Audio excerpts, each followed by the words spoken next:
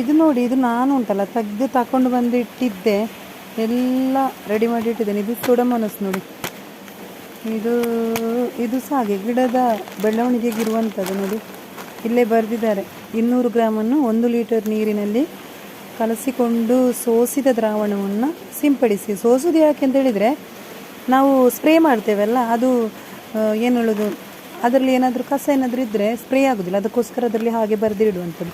ಉಳಿದದನ್ನು ಉಂಟಲ್ಲ ಗಿಡದ ಬುಡಕ್ಕೇನೆ ಹಾಕಿಕೊಂಡ್ರೆ ಆಯಿತು ಉಂಟು. ಅಂದರೆ ಸ್ಪ್ರೇನೇ ಹಾಕಬೇಕು ಅಂತ ಹೇಳುವುದಿಲ್ಲ ಇವರು, ಬುಡಕ್ಕೆ ಸಹ ಒಳ್ಳೆಯ ಗೊಬ್ಬರ ಇದು, ಆಯಿತಾ. ಇದು ಗಿಡ ನೋಡಿ, ನೀರಿನಲ್ಲಿ ಬೆಳೆಸಿ 2 ಕಿಲೋ ಬೀಜ ಚೆನ್ನಾಗಿ ಲೇಪಿಸಿ. ಅಂದರೆ ಇದು ನಾವು ಬೀಜ ಹಾಕ್ತಾರಲ್ಲ, ಬೀಜ ಹಾಕುವಾಗ ಏನಾದರೂ ಅಲಸಂಡೆ ಬೀಜನ ಆ ಥರ ಏನಾದರೂ ಇದ್ದರೆ ಅದರಲ್ಲಿ ಒಂದು ಸ್ಪೂನನ್ನು 1 ಲೀಟರ್ ನೀರಿಗೆಲ್ಲ ಹಾಕಿ ಬೀಜವನ್ನು ಅದರಲ್ಲೇ ಹಾಕಿ ಒಂದು 10 ನಿಮಿಷ ಎಲ್ಲ ಇಟ್ಟು ಆಮೇಲೆ ಬೀಜ ಬಿತ್ತಬೇಕು. ಕ್ರಿಮಿ ಕೀಟಗಳೆಲ್ಲ ಬರುವುದಿಲ್ಲ, ಹಾಗೆಲ್ಲ ಮಾಡುವಂಥದ್ದು. ನಮ್ಮ ಕೇರಳದಲ್ಲೆಲ್ಲ ಉಂಟಲ್ಲ, ಎಂಥ ಗಿಡವನ್ನು ನೆಡುವಾಗಲೂ ಈ ಸೂಡೋಮೋನಾಸನ್ನು 1 ಸ್ಪೂನು ನೀರಿಗೆ ಹಾಕಿ ಆ ನೀರಿಗೆ ಮುಳುಗಿಸ್ಕೊಂಡ್ಬಿಟ್ಟು ಆಮೇಲೆ ಗಿಡ ನೆಡುವಂಥದ್ದು. ಒಳ್ಳೆಯ ಇದು ಉಂಟಾಯ್ತು. ಇದು ನೆಕ್ಸ್ಟ್ ಇದಾಯಿತು. ಇದು ಸಹ ಇದು ಸೂಡೋಮೋನಾಸೆ. ಇದು ಪ್ಲ್ಯಾಂಟಿನ ಗ್ರೋತಿಂಗಿಗೆ ಇರುವಂಥದ್ದು ನೋಡಿ, ಪ್ಲ್ಯಾಂಟ್ ಗ್ರೋತ್. ಅದರಲ್ಲಿ ತುಂಬ ಇದುಂಟು, ಏನು ಬೇರೆ ಬೇರೆ ವಿಧಾನದಲ್ಲಿ ಸೂಡೋಮೋನಾಸ್ ಉಂಟು. ಇದು ಸಹ ಇದರಲ್ಲಿ ನೋಡಿ, ಇದೆಲ್ಲ ಮಲಯಾಳದಲ್ಲೇ ಉಂಟು. ಅಂದರೆ ಇದು ನಮ್ಮ ಕೇರಳದಲ್ಲೇ ಅವೈಲೇಬಲ್ ಅಂತ ತೋರ್ತಾನೆ ನನಗೆ. ಇಲ್ಲ ಇದ್ರೆ ಹೀಗೆ ಮಲಯಾಳದಲ್ಲಿ ಬರಲಿಕ್ಕಿಲ್ಲ. ಇದು ನಾನು ಹಾಕಿದ್ದೇನೆ ನೋಡಿ, ಓಪನ್ ಮಾಡಿದ್ದೇನೆ ನೋಡಿ. ಇದನ್ನು ನನಗೆ ಬಾಕಿ ಉಳಿದದನ್ನು ಇದರಲ್ಲಿ ಬರೆದಿದ್ದಾರೆ. ಹೇಗೆ ಗೊತ್ತಾ, ಬಿಸಿಲಿಗೆ ಒಳ್ಳೆ ಬಿಸಿಲಿರುವಾಗ ಸ್ಪ್ರೇ ಮಾಡಿ ಅಂತ. ಅಂದರೆ ಯೂಸ್ ಆಗಬೇಕಲ್ವಾ, ಇದರಲ್ಲಿ ಸೋಪಿಗೆ ಆ ಥರ ಮಿಕ್ಸ್ ಮಾಡೋದು ಅದೇನಿಲ್ಲ ಇದರಲ್ಲಿ. ಮತ್ತೊಂದು ಮೇಯ್ನಾಗಿ ಇದರಲ್ಲೊಂದು ಬರೆದಿದ್ದಾರೆ, ರಾಸಾಯನಿಕ ಗೊಬ್ಬರದ ಜೊತೆಗೆ ನೋಡಿದ್ದೀನಿ ನೋಡಿ, ಇತರ ರಾಸಾಯನಿಕಗಳೊಂದಿಗೆ ಬಳಸದಿರಿ ಅಂತ. ಅಂದರೆ ಇದು ಆರ್ಗ್ಯಾನಿಕ್ ಅಲ್ವಾ, ರಾಸಾಯನಿಕ ಗೊಬ್ಬರ ಎಲ್ಲ ಹಾಕುವಾಗ ಇದನ್ನು ಯೂಸ್ ಮಾಡಬೇಡಿ ಅಂತ. ಆದರೆ ಏನು ಪ್ರಯೋಜನ ಸಿಗಲಿಕ್ಕಿಲ್ಲ. ಹಾಗಾಗಿ ಇದು ಹಾಗೆ ಇತ್ತು. ಇದು 2 ಸಹ ಇನ್ನು ನನಗೆ ಹಾಕಬೇಕು. ಮತ್ತು ಮಲ್ಟಿಪ್ಲೆಕ್ಸ್ ಸಹ ಉಂಟಾಯಿತು, ನಾನು ತಗೊಂಡು ಬಂದದ್ದು. ಆವತ್ತು ತಗೊಂಡು ಬಂದೆ ನಾನು, ಅದನ್ನು ಹೇಳಿದೆಲ್ಲ, ಒಂದು ಸಲ ನಾನು ಯೂಸ್ ಮಾಡಿದ್ದೇನೆ, ನನಗೆ ಅದೇನೂ ಇಷ್ಟ ಆಗಲಿಲ್ಲ. ಮತ್ತು ಹಾಗೆ ಬಿಟ್ಟೆ. ಎಲ್ಲ ಈ ಸಲ ಎಲ್ಲ ಕ್ಲಿಯರ್ ಮಾಡಬೇಕು ನನಗೆ, ಮಳೆಗೆ ಎಲ್ಲ ಹಾಕಿ ಆದಾಗೆ ಇರ್ತದೆ. ಇದೆಲ್ಲ ಎಂತಪ್ಪ,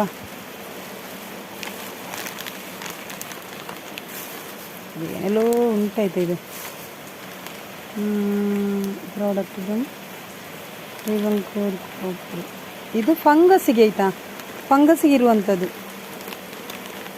ಓಕೆ, ಇದು ಸಹ ಹಾಗೆ, ಇದು ಕೇರಳದಿಂದಲೇ ಬಂದದ್ದು. ಗಿಡದಲ್ಲೆಲ್ಲ ಫಂಗಸ್ ಬರ್ತದಲ್ಲ, ಅದಕ್ಕೆ ಇರುವಂಥದ್ದು. ಕಾಪರ್ ಸಲ್ಫೇಟ್, ಸುಣ್ಣ ಉಂಟಲ್ಲ ಅದೇಯ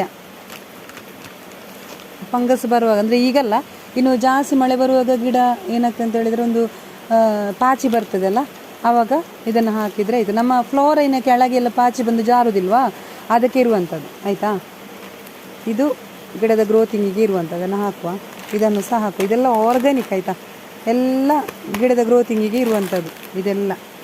ಮತ್ತು ಇದು ಉಂಟಲ್ಲ, ಇದು ನಾನು ಅವತ್ತು ವೈಟ್ ಫ್ಲೈಸಸ್ ಹುಳದ ಕಾಟ ಬರ್ತದೆ ಅಂತ ಆಗುವಾಗ ಸಿಕ್ಕಿದ ಮೆಡಿಸನನ್ನು, ಇದು ಬೆಂಕಿ ರೋಗಕ್ಕೆ ಬಾವಸ್ಟಿನ್ ಇಫೆಕ್ಟ್ ಉಂಟು, ಬಟ್ ದೊಡ್ಡ ಇಫೆಕ್ಟ್ ಹೇಳಲಿಕ್ಕೆ ಆಗೋದಿಲ್ಲ ನನಗೆ. ಬೆಂಕಿ ರೋಗ ನಾನದು ಬಿಟ್ಟಿದ್ದೇನೆ ಗಿಡವನ್ನು, ಆಟೋಮೆಟಿಕ್ಕಾಗಿ ಅದೇ ಸರಿ ಆಗ್ತದೆ. ಸೊ ಅದಕ್ಕೆಲ್ಲ ಮೆಡಿಸಿನ್ ಸ್ಪ್ರೇ ಮಾಡಿ ಎಲ್ಲ ಅಸಲಾಗಲಿಕ್ಕಿಲ್ಲ.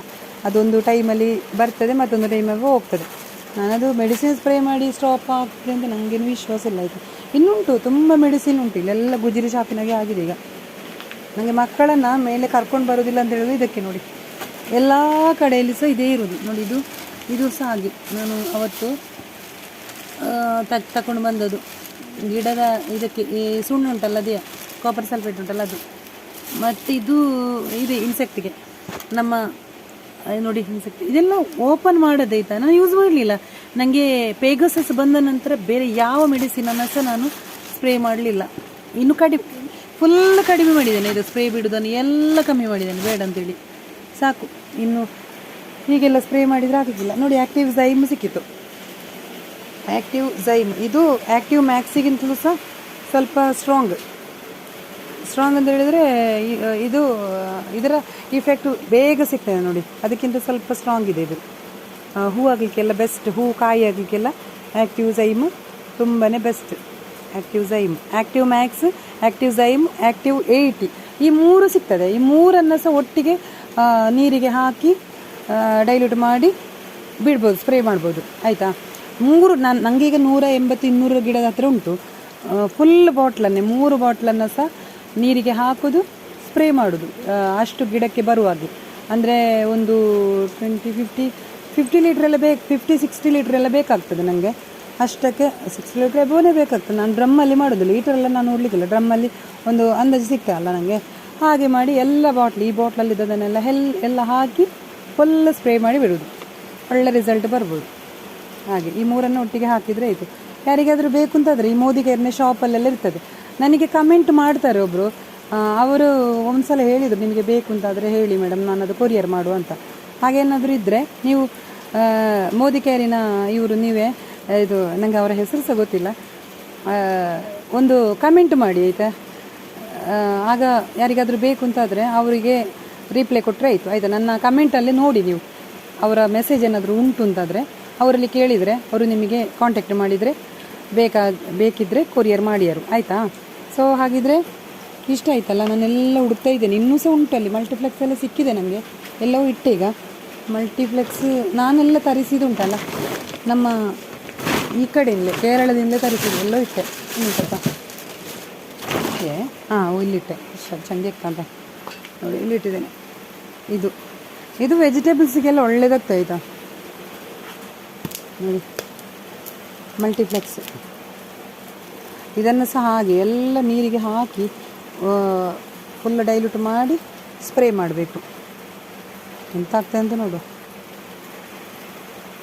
ಸರಿ, ಹಾಗಿದ್ರೆ ನೆಕ್ಸ್ಟ್ ವಿಡಿಯೋದಲ್ಲಿ ಕಾಣುವ. ನೋಡಿ, ಫ್ಲವರಿಂಗ್ ಸ್ಟೇಜ್ ಇಲ್ಲೆಲ್ಲ ಉಂಟು, ಇನ್ಸ್ಟ್ರಕ್ಷನ್ಸ್ ಎಲ್ಲ ಅವ್ರು ಕೊಡ್ತಾರೆ ಆಯಿತಾ, ಎಲ್ಲ ಬರೆದಿರ್ತಾರೆ.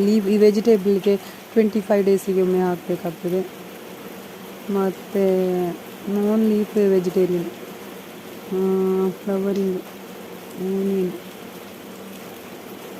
ಏನಾಗಿ ಒಂದ್ಸಲ ಇವಾಗ ಹಾಕಿ ನೋಡು. ಸರಿ, ಹಾಗಿದ್ರೆ ನಾನು ಈ ವಿಡಿಯೋವನ್ನು ಇಲ್ಲಿಗೆ ಬೈಂಡಪ್. ಮತ್ತೊಂದು ವಿಷಯ, ಯಾವ ಸ್ಪ್ರೇಯನ್ನು ಬಿಡ್ತಿದ್ರು ಸಹ ಒಟ್ಟೊಟ್ಟಿಗೆ ಬಿಡಬೇಡಿ ಆಯಿತಾ. ಇವಾಗ ನೀವು ಆ್ಯಕ್ಟಿವ್ ಮ್ಯಾಕ್ಸನ್ನು ಹಾಕ್ತಿದ್ರೆ, ಸ್ಪ್ರೇ ಮಾಡ್ತಿದ್ರೆ, ಒಂದು 15 ಡೇಸಿಗೆ ಅದರ ಎಡೆಯಲ್ಲಿ ಬೇರೆ ಸ್ಪ್ರೇಯನ್ನು ಗಿಡಕ್ಕೆ ಯೂಸ್ ಮಾಡಬೇಡಿ. ಯಾಕೆಂತ ಹೇಳಿದರೆ ಇದರ ಇಫೆಕ್ಟ್ ಗೊತ್ತಾಗಬೇಕಲ್ವಾ. ನಾವು ರಾಶಿ ನಮಗೆ ಸಿಕ್ಕಿದ ಮೆಡಿಸಿನನ್ನೆಲ್ಲ ನಾವು ಹಾಕಿದರೆ ಆಗಲಿಕ್ಕಿಲ್ಲ. ಅದರ ಬದಲು ಏನು ಮಾಡಬೇಕು ಗೊತ್ತಾ, ಈ ಸೂಡೋಮೋನಸನ್ನು ಬುಡಕ್ಕೆ ಹಾಕಿ ಇದನ್ನು ಆ್ಯಕ್ಟಿವ್ ಝೈಮನ್ನು ಬೇಕಿದ್ರೆ ಸ್ಪ್ರೇ ಮಾಡಿ, ಹಾಗೆ ಮಾಡ್ಬೋದು. ಬುಡಕ್ಕೆ ಒಂದು ಗೊಬ್ಬರವನ್ನು ಹಾಕ್ಬೋದು, ಸ್ಪ್ರೇ ಒಂದು ಆ ಥರ ಬಿಡ್ಬೋದು. ಮತ್ತು ಎಲ್ಲ ಒಟ್ಟಿಗೆ ಒಂದು 2-3 ದಿವಸ ಬಿಟ್ಟು ಹಾಗೆ ಮಾಡಲಿಕ್ಕೆ ಹೋಗೋದು ಬೇಡ. ಸೊ ಹಾಗಿದ್ರೆ ಇನ್ನು ಮಳೆಗಾಲದಲ್ಲಿ ನಿಮ್ಮ ಮೇಂಟೆನೆನ್ಸ್ ನಿಮ್ಮ ಕೈಯಲ್ಲಿರುವಂಥದ್ದು, ಯಾವ ರೀತಿ ಬೆಳೆಸ್ತೀರಂತೇಳಿ ನಿಮ್ಮ ಕೈಯಲ್ಲಿರುವಂಥದ್ದು. ನಾವು ತುಂಬ ಸೂಕ್ಷ್ಮವಾಗಿ ಗೊಬ್ಬರವನ್ನೆಲ್ಲ ಹಾಕಿದರೆ ಒಳ್ಳೆಯ ರಿಸಲ್ಟು ಖಂಡಿತವಾಗ್ಲೂ ಸಿಗ್ಬೋದು. ನಾನು ಅವತ್ತೊಂದು ವಿಡಿಯೋ ಹಾಕಿದ್ದೆ, ಒಂದು ಬುಡಕ್ಕೆ ಸುತ್ತ ಕವರ್ ಹಾಕುವಂಥದ್ದು.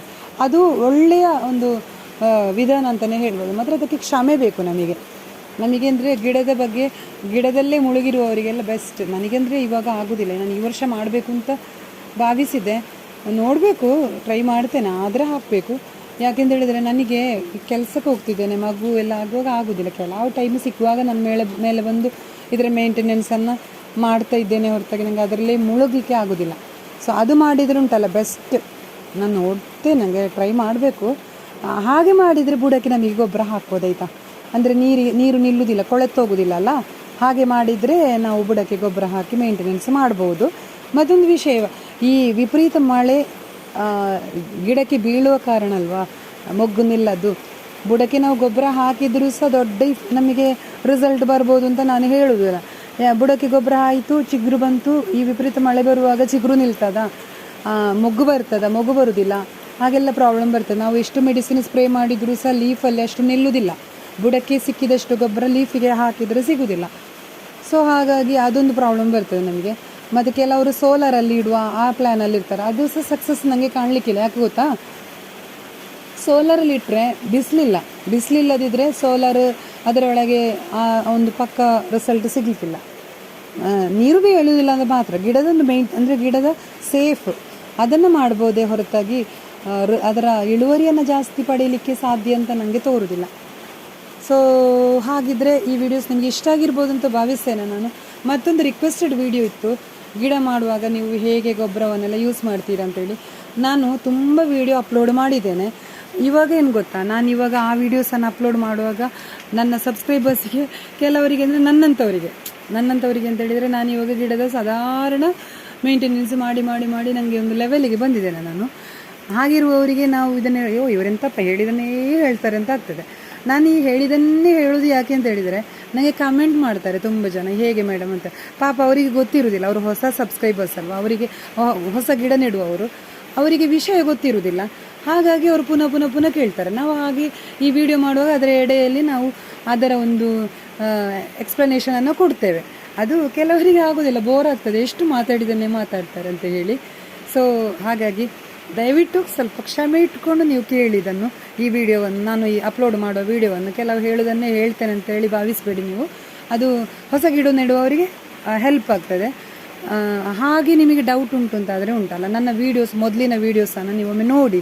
ಅದರಲ್ಲಿ ಡೀಪಾಗಿ ನಾನು ಹೇಳಿದುಂಟು. ಅದರಲ್ಲಿ ನಾನು ಮಾತ್ರ ಕೆಮಿಕಲ್ ಸ್ಪ್ರೇ ಮತ್ತು ಮೆಡಿಸಿನ್ ಬಗ್ಗೆ ತುಂಬ ಹೇಳಿದ್ದೇನೆ ಮೊದಲಿಂದರಲ್ಲೆಲ್ಲ. ಅದನ್ನೇ ಅವಾಯ್ಡ್ ಮಾಡಿ ಆಯಿತಾ. ಯಾಕೆಂತೇಳಿದರೆ ನಾನು ಇವಾಗ ಸ್ಟಿಲ್ ಪೇಗಸಸ್ ಮಾತ್ರ ಸ್ಪ್ರೇ ಮಾಡ್ತಿರುವಂಥದ್ದು ಗಿಡಕ್ಕೆ, ಹುಳಕ್ಕೆ, ಕ್ರಿಮಿ ಕೀಟಗಳಿಗೆ, ಯಾವುದಕ್ಕಾದರೂ ಸಹ ಪೇಗಸಸ್ ಮಾತ್ರ ಸ್ಪ್ರೇ ಮಾಡ್ತಿರುವಂಥದ್ದು. ಬುಡಕ್ಕೆ ಕಡಲೆ ಹಿಂಡಿ, ಹರಳಿಂಡಿ, ಬೋನ್ ಪೌಡರ್, ಕಂಪೋಸ್ಟ್ ಅದನ್ನು ಹಾಕ್ತಿದ್ದೇನೆ, ಹೊರತಾಗಿ ಬೇರೆ ಯಾವ ಗೊಬ್ಬರವನ್ನು ಹಾಕುವುದಿಲ್ಲ. ಸೊ ಅದನ್ನು ನೋಡಿಕೊಳ್ಬೇಕು ನೀವು. ನಾನು ಮೊದಲಿನ ವೀಡಿಯೋದಲ್ಲಿ ನನಗೆ ಅಂದರೆ ಕೆಲವರು ಹೇಳಿದ್ದು, ಕೆಲವರ ವೀಡಿಯೋ ನೋಡಿಕೊಂಡ್ಬಿಟ್ಟು ಕೆಲವು ಎಕ್ಸ್ಪೆರಿಮೆಂಟನ್ನೆಲ್ಲ ಮಾಡಿದ್ದೇನೆ ನಾನು. ಅದನ್ನು ನೀವು ಟ್ರೈ ಮಾಡಬೇಡಿ.